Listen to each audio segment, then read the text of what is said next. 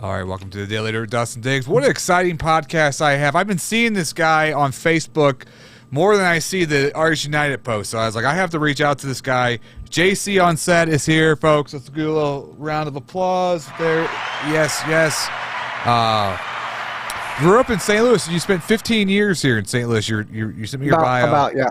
And so you're like, all the greats in St. Louis. You talked to Rip James, you've 8-6 Family, right? Do you know those guys, Bones, and so you? Yeah, I met. Yeah, so you know all different types of people. Just talk about your time in St. Louis, because now you're in Washington D.C., right?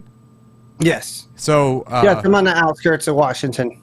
Washington D.C. So then, I guess something with your job or something made you have to leave St. Louis, or did just opportunity happen? Mm-hmm. Well, I've had a long life of, running. So all my life I've been running. So with the music and how everything just kind of worked out, for where I'm at right now, and meeting the people that I have met, and actually the artists really inspired me to go further. Opportunity, yes. Opportunity arise.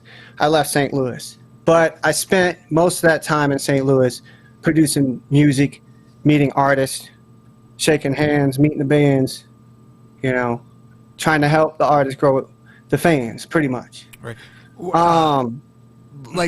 When did you get started with the music scene here in St. Louis? What year was it? Kind of like, let's kind of build a a bio of the story of JC Onset here. Yeah, so I started out karaokeing. I got out of Job Corps. I was located in Kentucky, and I was a painter. So I came to Illinois, and I got into karaokeing, and one thing led to another. I wanted to make the music. So I decided to make the music, and it wasn't enough for me. It wasn't enough. So I started growing relationships with the locals and getting to know people. And one thing led to another. I started producing part-time. I didn't have a job. I was moving house to house. So you're producing what, beats, or were you doing engineering? Like, who's some of the first artists that you started working with when you started producing beats or producing? Okay, beats? so, Local Kings, Raw Elements. Yeah. We got to produce for, I can't remember his name. He changes up his name. Wolfgang. What is that? Wolfgang? Oh, Wolfgang. Yeah. Okay. Well, yeah. I know who you're talking about. Yeah. So because he was right down the street from us. Shout outs to Eric Stevenson and Jam ENT. What it was, Jam ENT, my first group I actually managed and booked at Pops. And that was around 2010, I think. Okay. So I did that, and that was a complete failure. Like, why? It was complete failure. Why is it? Why? I've had tons of failures in my life, and so what made that a complete failure for you?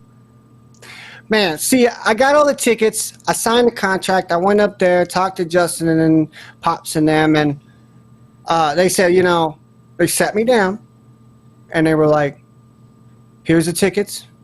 Sell these tickets. Don't come back unless you're sold. Don't bring them back unless you got the money." So I ended up, not selling all the tickets. I didn't sell. I had like 50 left or something, and no one showed. No one showed.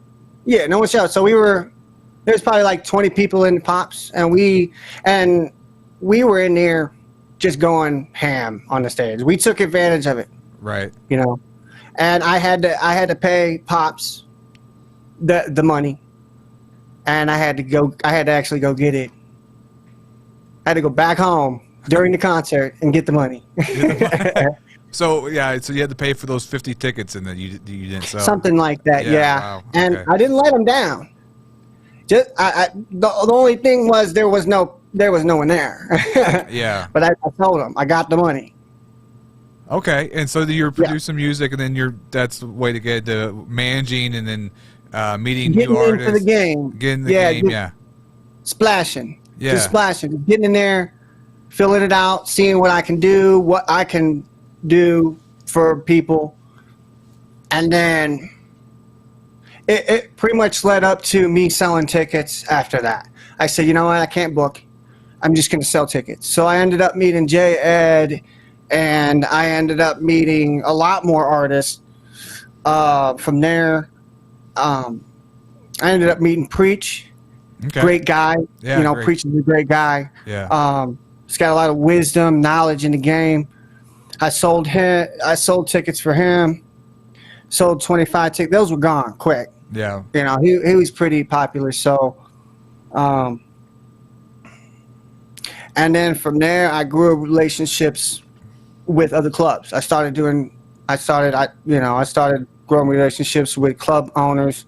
I ended up, I was in the industry, so I ended up, working for the adult industry.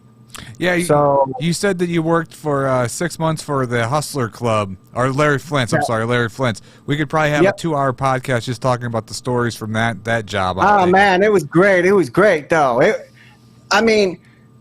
What a possibility I had. Like, the dream of becoming a promoter, an upcoming promoter in St. Louis,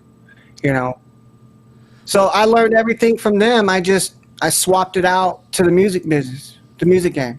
Right. And I just used the instincts, and I used their tactical, marketing management. Well, what are some of the rest? I mean, I'm not asking you to give your recipe if you don't want to, but like, what's some of the key things? Because there are a lot of people that try to promote shows in St. Louis. Shout out to Frost Money. Frost Money is probably the GOAT of St. Louis when it comes to yes, sir. For promotions. But what's the keys to like getting people to get their ass out of their house or out of whatever they're doing to come out to see this person perform? I booked an independent show, my first independent show after I booked the Twister show. The first independent show, I brought out 180 people. Shout outs to Chad Ship, Abnormal Sounds, and Mask Out Records. Mask Out Records was the team, Abnormal Sounds, and relationships and communication, and just showing your face where it's needed to be shown, like at different clubs and bars, and shaking people's hands, meeting valet, going out there and talking to like Sally's, Big Daddies, getting to know the security out there, just really creating long-lasting relationships. You're talking about the people that work there, so that's like word of mouth that they tell other people about the events, right? So that's kind of like a key.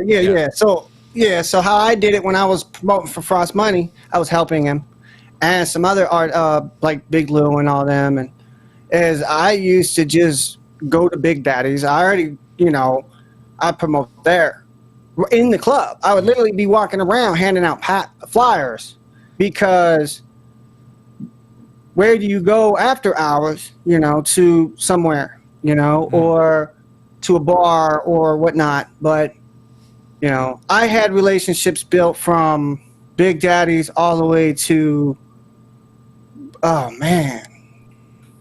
Jerseys, whenever it was Jerseys in O'Fallon, the sports bar. I don't know if you ever heard of it. I heard of it. It wasn't around too long, but I know what you're talking about. Yeah. Yeah, that was my biggest place. My biggest pool, really, back in the day. And, yeah.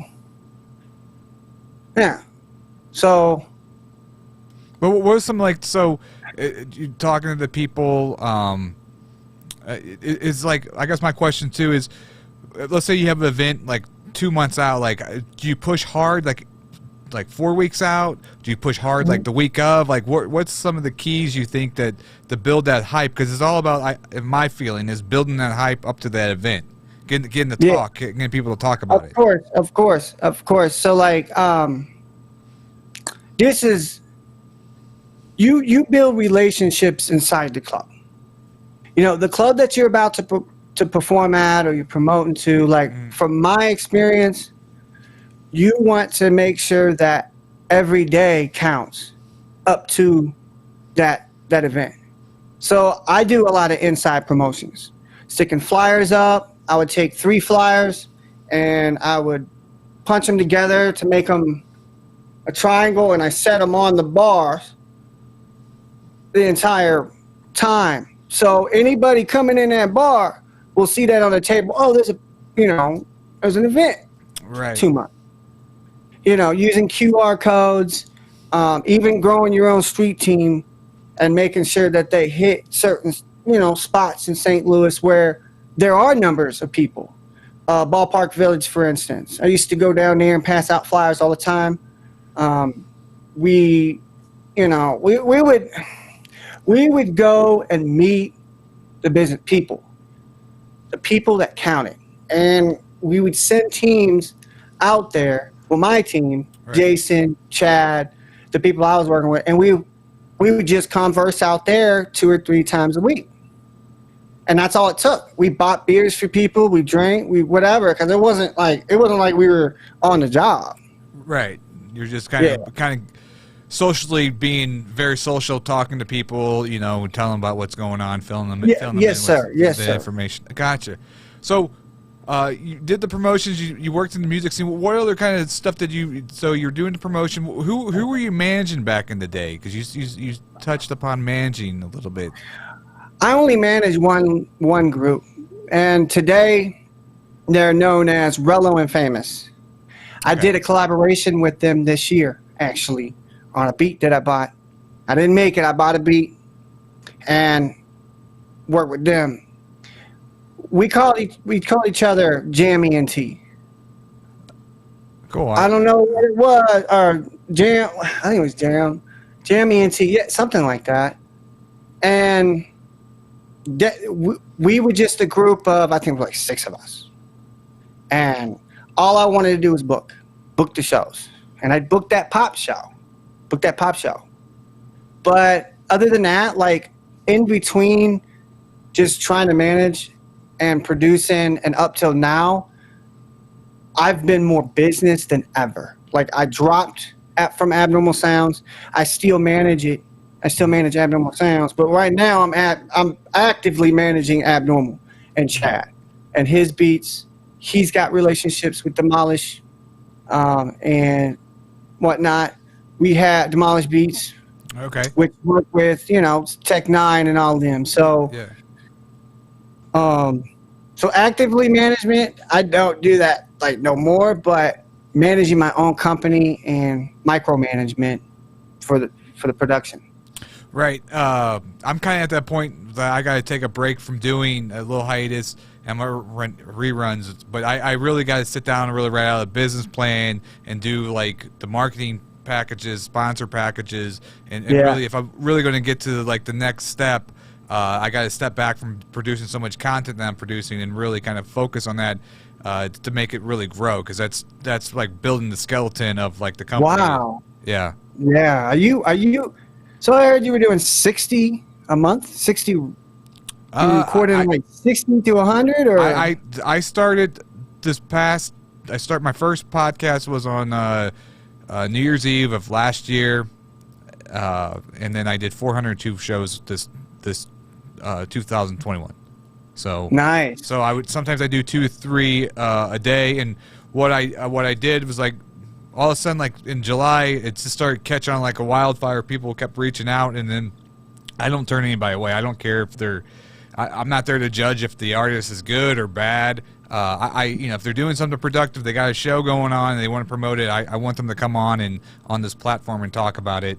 And so, I don't turn anybody away. And so, I just, that's how it started. And I not turning people away and just kind of building like a rhythm, a system when people would come through the house, almost like an assembly line of being able to do shows. That's how I kind of set it up. So, yeah. And I seen the other podcast the other day with, Parks. Thomas. Yeah. Parks did a little interview. So Yeah. First time I really don't really talk about my backstory, but Parks is a great guy, and so I kind of filled him in on how I kind of got started, and I've done a lot of different things, kind of like what your story too is.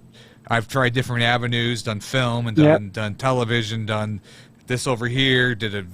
Used to do a podcast, or not podcast, a web series, and then done movies and things like that. But definitely with whatever I did this year, of all those other things I've done in my life, this has caught on faster than any of those other things. So that's what I said. I said, I even stopped producing for a while. Like this year, I picked up my keyboard, but this year I also said, well, if I'm not going to produce, I'm going to invest in the production of sounds and VSTs and, the programs and the marketing tools. So I'm subscription with all the stuff that I do now. I use Restream.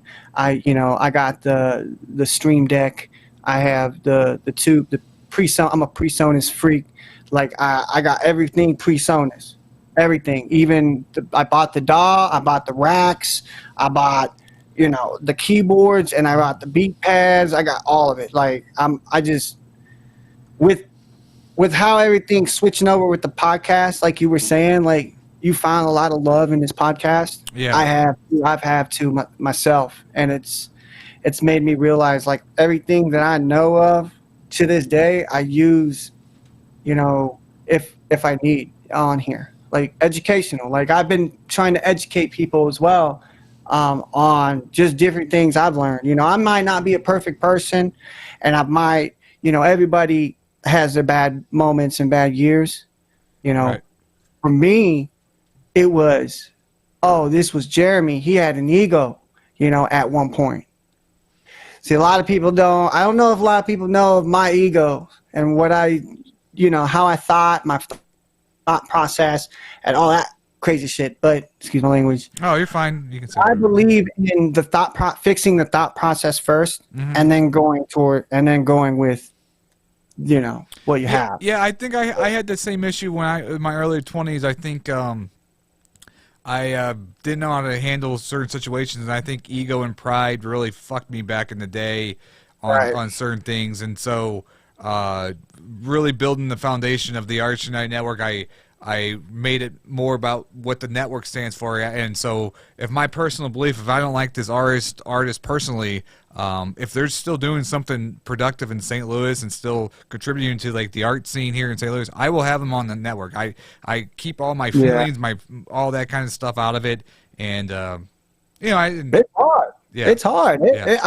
I mean, like for me, I had the most difficult time. This is the most difficult time I've ever had in the industry, is not stepping forward too quickly.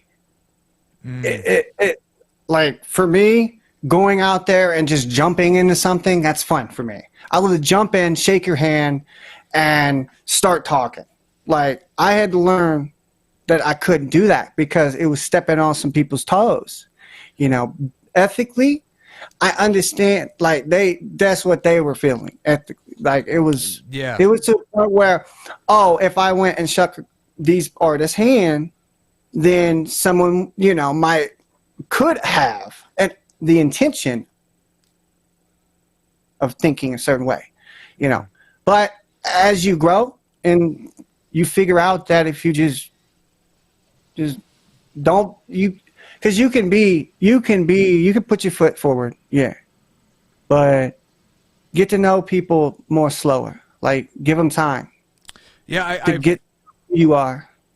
I've had that issue too. If like people want like, you should do like record label, or you should do this, and people don't realize that like I'm already spread pretty thin doing this show, and now I'm expanding doing some shows at the studio that we're producing on the network. But like you can't like jump too far ahead. But obviously you always want to push forward, but like I've pushed too hard sometimes back in the day, try to leap over certain steps, to get ahead, and it ended up making me fall. You know what I'm saying? I actually had to fell back 5 steps because I tried to jump ahead too fast. And so The big thing I've learned just with the 20 years doing this is that you got to just keep pushing forward, but don't try to push too far ahead too fast, because like you said, you could stumble and just fall. Yeah, you can stumble and fall. Like, even if you do have the knowledge, like if I want, like, even if you have the knowledge and the business mindset, it's not your time. Or, I mean, it could. There's a lot. There is a lot of ups and downs.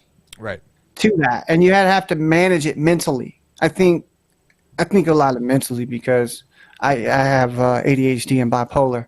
Hey, so I mean, yeah, same here, yeah. I'm not bipolar, but maybe I am. I don't know. Yeah, but I'm the same way. I'm a little bipolar. So I mean, if you know who you are, and you know the people that you deal with, and you are understanding of, who they are mentally and physically, and where they're at, then yeah, I think people can get along in a way. There's a way, there's a will, and we teach as we learn. Right. So you moved to Washington D.C., and so you really started doing these videos and these. I would say maybe they're called. It's so hard to figure out what's the definition of a podcast. Well, I'm just going to say videos. These social media videos that you're doing. You started that last year, right? This is kind of fresh for you still. Yeah, during COVID. Yeah, COVID. Yeah. So it's a big deal to me. Yeah. Yeah. Excuse me. Was it hard to because I found it very weird to kind of jump into it right when, being in front of the camera, being able to talk to the guests and stuff. It was a big hurdle for me to kind of jump over to get used to doing. Was it like that when you first started? Was it real rusty for you? I already knew it was going to be rusty. I really did. I knew it was going to be a difficult situation, and I knew I had to come up with a way to do it, to understand it, to mentally be there. And I found this program called Restream, and it had it where you can invite people without going live. Oh, okay. So you're just in the back end while you guys. So I was like, all right, cool. So I'm a process guy. I got to do everything a certain way. If it's not done a certain way, then we got to start all over. Like, that's just me. But I figured out I was going to call it the hallway, because I needed something. I want to call it the hallway. So meet me in the hallway. We'll talk for 15 minutes before we go live to get comfortable with each other. And that's what me and Rip James did. When we decided that we were going to do the Rip James Experience limited edition 1 through 3 episodes, we wanted to bring something to some of his content that he already created. We didn't jump in and do new stuff. We went straight for the most important song that he did in his career. Through the Darkness. Through the Darkness. Yes. Yeah, and with that, I just, it was such a it was hard for both of us, because we knew that this subject was going to be emotions. All right. And there was a time when he was on episode 1 or episode 2 where he was talking, because he broke the entire story down. We were like, all right, let's just do this.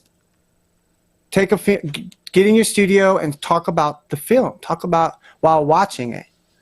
So he did. He sent me that footage. And at the end, there was a time where he got emotional. And then for that pre-roll, because we did a pre-roll. On Mondays, we do the reviews. And on Tuesdays, we do the interview of the review. So what I did is I created a highlight, and we highlighted the first episode while going into the process or the reason why. Okay. Yeah. And we knew that we had to follow a certain process to get it done to mix it for episode 2. So we did the highlight.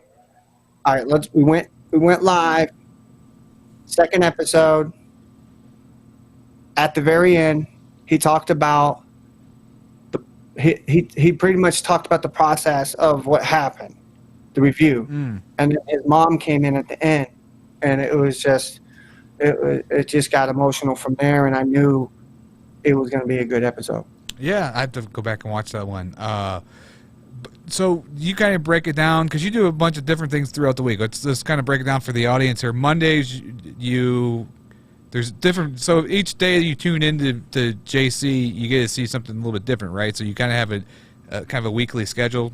So Mondays, you sent it to me, but Mondays, talk about Mondays. Yeah, so Mondays we do music review. Any artist could send me a song. I pick a song, and I'll have my team review it on camera. They'll listen to it. They'll give their opinion, and then at the end they'll get a question. They'll give you a question, and then they send that over to me, and I introduce the highlight for Monday. Hey, what's up? I'm JC Onset, and today we're reviewing title of the song, whoever it's by.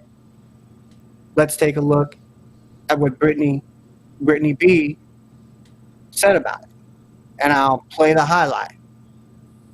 So what were they dissecting when they watch somebody's music video or listen to somebody's song? Like what's the type of, It's all organic. Yeah, it's all organic. It's all organic. I have no influence whatsoever. They get to pick the part, the 30 seconds or 40 seconds, and they get it, and they talk about what they thought about the song organically, and then they ask a question at the end, the artist a question, because they're not. Some of the reviewers aren't able to get on live at that time with me or whatever. But that's how we do it. That's how I've been rolling with it, And then the reviewer will come in at the end on Mondays, and I'll talk to the team, and we'll continue the review, and then we'll end with a call to action, and it goes on Tuesdays. So does the artist sit in with you and hear the feedback, or is it something that? The artist actually gets to participate as the audience. Okay. So the audience, so because I figured that if the artist isn't on one days, they could promote themselves, because that's what we're literally doing. Is they're in the audience watching the review. They've never seen this person before. We don't know exactly what the highlight's going to say, and then at the end, they give, a question. And then Tuesday or Wednesday, I've had an artist want to step in on Mondays. Okay. It can happen. It don't matter. Like, they can do either way. But our first top priority is to get the promotion out there. Okay. And then Tuesdays he'll come in and answer that question if he's not on Monday. Do the artists ever get pissed? Does somebody say I don't like that? Do the artists take it pretty good, or is it sometimes kind of a tough pill to swallow sometimes for them? Well, I want to counter that. We don't want that to happen. Yeah. So, so we will do a podcast about it if it's a big deal, and we'll put content out there to deter that. We can't control anyone. It's all organic. So, and that's the big muddle about it. People want to see that. I feel like being that humility within the music business and what we do as humans and how we act, I think it's essential to have that type of atmosphere. Gotcha. I don't know. I don't know. I feel as if. Yeah, you're putting yourself out. You're putting yourself out. So I mean, if you want to be a performer or even do a podcast like we're doing, obviously we're opening ourselves up to the criticism. I mean, obviously there's going to be people. Criticism. Yeah. So there's going to be people watching and be like, these guys fucking suck or whatever. That's part of what you're signing up for. So, right? Yeah. It's what you sign up for, and you're right. So that's just the first step. Mondays and Tuesdays. Tuesday we just take the footage out of Monday and make a highlight, and then they come on. I introduce, and they come on at the end of the highlight. And the highlight's around 1 minute to 2 minutes long, and usually I make it funny because, in the back of my head, I'm like, man, I gotta put some footage of me in there, mixed up with, what we have. Yeah. Like my personality. So then JC on set comes to life, and I'll do a skit. It may be like the last skit I did was the Cobra Kai skit, where it introduced. I love Cobra Kai. Yeah. I introduced the Cobra Kai season 3. And I did a piano scene in my video, and I'll put that into the highlight with the review, and then we'll continue with the interview. Yeah, I saw one of the videos you were doing. I guess you were like a bookie or something. You're betting, or I just watched it. I was doing some research on you today, and you do some funny comedy stuff too. That's on your social media pages, which is funny. So you definitely got a great. Entertaining kind of personality. Did you know that you always had that? Did you kind of? Did people tell you that? Did I yell at video games when I was a kid? Yes. So going back to the process, so Tuesday and then Wednesday So what happens Wednesday then? Wednesday was with Rock Casey Miller with Wednesday. Okay. And we gave that a try. I was like, this is a lot. I can only stick to Monday and Tuesday. We were having some issues. And then with Casey, Dexterity Records and all that cool stuff he's got going on with the UK and what he's doing. I'm not too sure what he's doing, but I do know that, he had a couple opportunities in the past to work with Steve O'Brien and just other businesses like that.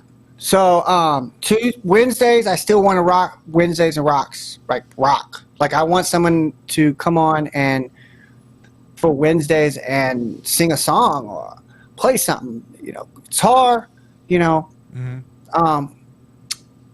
possibly Thursdays do solos where the same thing. Wednesdays and Thursdays maybe do solos. I'm not sure yet. But I do know Fridays are going to be very special. I opened up a Twitch account, and I'm starting to get my stuff out there a little bit more. I have a Buzzsprout and things. I put that on hold for right now because I can't do audio. What's your Twitch account so people can log? Onset Podcast. Okay. Onset Podcast. Okay, same thing. Okay. Yeah, it's important. Now, it's important for this to get out here. This is important right here. This is something that a lot of people don't do on Facebook, and you can't do on Facebook, is command lines. So when I'm live on Twitch and I have all the cool overlays and all the cool, all that cool stuff, you'll be able to submit your music and control it on my end. With one command, submit, and then space link, the command, the link, and what it'll do will play on my side automatically. Oh, okay. So then you pull it up and talk about the song or listen to it live, right? Yeah, the audience has control. They can skip if they can bump. If they bump, if they pay money for the bump, because this is where it goes. This is where it starts to, people are like, oh, wow, this is cool. Like, they can bump people out the way. We'll have bump days where, like, Sundays could be bump days where they can bump your song out, or whatnot. Yeah, I think the one guy, Tim Pool, or a lot of big podcasters are doing that now. So they'll read certain comments, and people, if they pay the money, that they'll bump people up so they get their comments. Obviously, we're not at that point yet. We're no Joe Rogans that have like millions of people watching, but they do that now. Some of those podcasters do that. Yeah, it's crazy. It's really cool because you just send your link. You send your link and. Let me get the command here, because you can go there. Anybody can go there, but I'm going to get the command for it. Okay. Do you have a Twitch too? I do. My Twitch is a video rock star, but I don't do the podcast. I play video games on it. I think. Oh, do you? Yeah. So we play with the set down here. Sometimes we'll turn the cameras around and I'll do the picture-in-picture stuff, and then we'll play old retro games. I don't play in the new games because I kind of got rid of it all because it's way too addicting, and then I don't get anything productive done in my life playing video games. But I do like to reminisce sometimes and go back to the old retro stuff and play one of my buddies down here or something in some kind of fun game. But here's a list of commands that you can do now. Okay. Here on the channel, on the chat is the request. You can do the exclamation point, song request, space, and then the link, YouTube link, or whatever. I think it just works. I think it does work on Spotify. I have to check that. I'm still building it now. Current song, the same thing. Exclamation point, current song, next song, skip song, wrong song. So if you send me a link and it puts it on the playlist, it puts it on a playlist, and then if someone else sends a link, it will go below it, and then it just works that way. And then it'll play. Okay. Yeah, so I can. So if you, oh man, I don't want to play that one because that person played that one or something. Yeah. You could do wrong song, and then we'll take it off the playlist, and then you can just. Oh, okay. I have a guy that pitched me to do like a music video, or people would send in music videos or something. Show, but that seems like that'd be easier to do on Twitch than it would be on Facebook. I tell you what, even though we're on Facebook right now, I hope they're not listening, but. I get so tired of being flagged on Facebook. I can't wait for the day that like my traffic. Right now, our traffic's real strong on Facebook and not other sites right now. But I'm really going to try to push that to a different kind of platform because I hate Facebook. So just with the well, you can always fix that by becoming your own publishing company. And when you send that stuff in, and it asks you the URLs because like. If you go to, for an example, there's a website called Artisto.io or whatever. I think it's Artisto.io. And their publishing is like behind it. Like once you create an account, it asks you what Facebook link is, what your SoundCloud, what your YouTube, and what it does is it whitelists that. So everything you download from that platform is whitelisted, and you can do it you can have your own distribution if you wanted, and you could whitelist from your distribution. Okay. You got to set up the accounts inside there. That's something I know a lot about actually. I mean, other than just being a podcaster and doing what I'm doing, and there are some important people I met, and I'm still getting training. Like I'm in training right now for publishing. So with that said, there's a lot of opportunities going to come for St. Louis because I already have artists. Strings is one of the artists I'm looking at, to pitch a major publishing deal. We talk about Strings all the time on the podcast, and shout out to your shirt right there. Show your shirt a little bit. There we go. I have the same shirt. Mine's blue, but my favorite T-shirt. It's one of my favorite T-shirts to wear. It's so comfortable. But Strings is one of those guys that I feel that I've had a lot of great artists on this podcast, but I'll tell you what, there's just something really, really unique about Strings. And no offense to the other artists, but I just think that he's so well grounded, family man, a unique sound to his voice. He works well with others. He just has all the different recipes that would be somebody that could kind of make it to the next level that wouldn't that could handle it probably. You know what I'm saying? Yeah. And I talked to my team. Shout out to Top Cat, Antonio Top Cat. He was excited to hear someone, like Strings. It was new to him. Like he was definitely interested, and with Big and Mage and what he's doing now and what he's got going on for me, mentoring me, it's just been an amazing blessing, and it's been a blessing to meet strings. It really has. I've seen his ups and downs. I've been following him for a very, very long time. I've went to his concerts. I even went to his practice room. Like, I don't even know where it was. It was like in the basement with his entire band, and I got to sit there with me and my friend Elle. She helped me book the Twisted show and sell tickets and things like that in the past. So, like, it was amazing to help, any way I could, because I was like the biggest fan, like back in the day, like biggest fan, and I still am. Yeah, I still, Yeah, I have his music on my playlist. Yeah, he's great. Going into your, we got like 5 minutes left. So going into your season 2, you got Cooking with JC on set, and then season 3, which will be March 14th to the April 14th. It's fashion meet and greets for new networks and live and playing. So kind of talk about what you have coming up in the months ahead. So for the cooking, it's just going to be me in the kitchen cooking. And then our guests, they'll be able to cook and send that footage over to us, and we'll play it during the week. And then for the fashion, shout outs to Nikki Serenity. Okay, I've been following her for a very long time. I worked with her back in the day on some branding.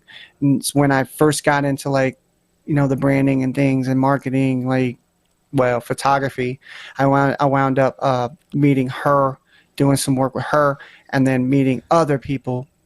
And we did a show called Lost in St. Louis with Nikki and some of her friends.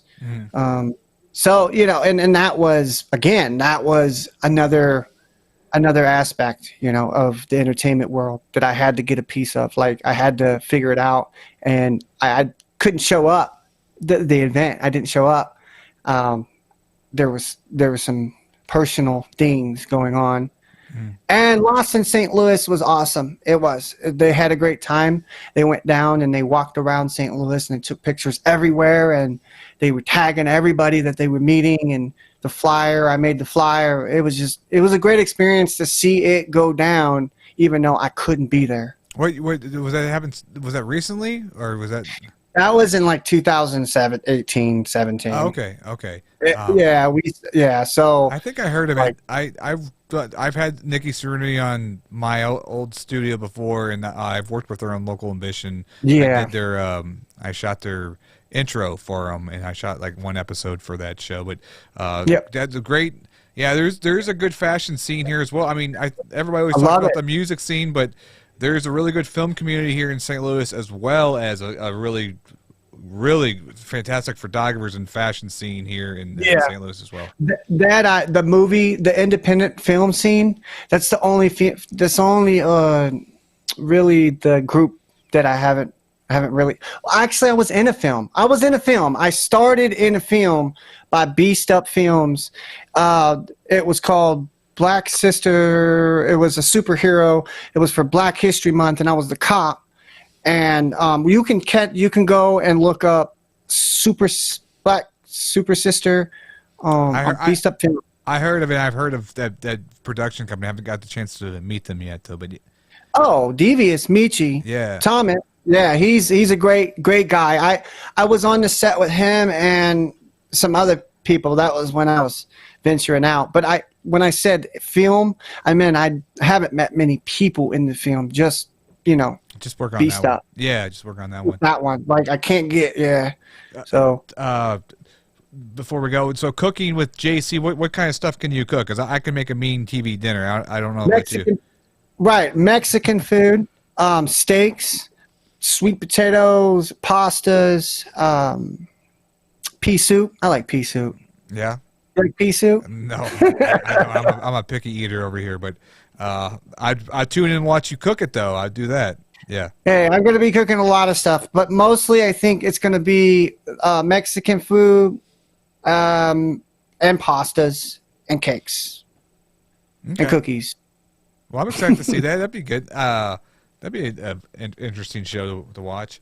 Well, it's great talking to you. Like I said, you're doing like I said, I see you on my feed every day. Your face doing videos. Am I not? Am I tagging you? Because I don't know if I'm. No, the thing is, I don't think you are, and I'm coming across it because people are sharing your stuff. So I'm seeing you without tagging me, and I think okay. And I see that you did a review on Mama Daisy Chain. Shout out Daisy. So Daisy really helped me with the music scene when I first started here back in 2018. So I wouldn't be here without her. And so you did like just a review or something about her and did a shout out. So I watched that episode and I was like, oh, this guy's, I was like, I'm gonna start tuning in. So then I started tuning in and watch more episodes of what you're doing. And I was like, I gotta reach out to him. He's doing some great things for St. Louis and just great things in general. So it's been an honor having you on the show. I love the man, I feel like you could be like a consultant for me. So I'm going to call you sometimes off air and kind of ask you questions and things. Cause I think that's fine. I think you got very knowledgeable.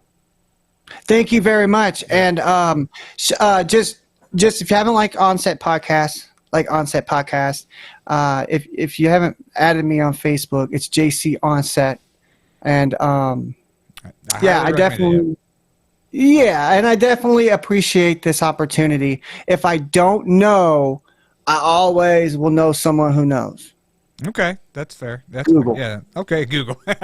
All right, buddy. Well, take care. Have a good night. Thank you for calling and staying up late because you're calling from Washington, D.C., so it's actually 9:30 where you're at. So, yeah, so I appreciate the time, and then we'll definitely talk soon and just keep up the great work. I'm excited to see what comes of all the stuff you're working on. Yep. Thank you very much. And if you haven't submitted your music, please submit your music. Submit! Okay. Well, send me a link, and I'll add that to the video, and we'll go from there. So. All right. Thank you. All right, man. Take care. You too. Right. Have a good night. All right. Bye. All right. That was JC on site. He's doing some really good things, guys. Please subscribe to his channel. Here, I'm going to pop up right now. So you guys can see his Facebook page, but he's doing a lot of great videos and very entertaining guy, and he's not even living in St. Louis anymore, but he loves St. Louis so much that he is still giving love to St. Louis, not even being in St. Louis. So definitely please subscribe to his podcast channel or his video channel right there on social media. And thank you guys for watching. This is the Daily Dirt with Dustin Diggs. Please subscribe. We do this show every day on YouTube, as well as like the Artist United Network on Facebook. A lot of big things happening this month, so definitely check out Soulful Illusion Studios. We're going to be filming a lot of shows there on the weekends, and love you guys to take part with the network. And take care. See you tomorrow.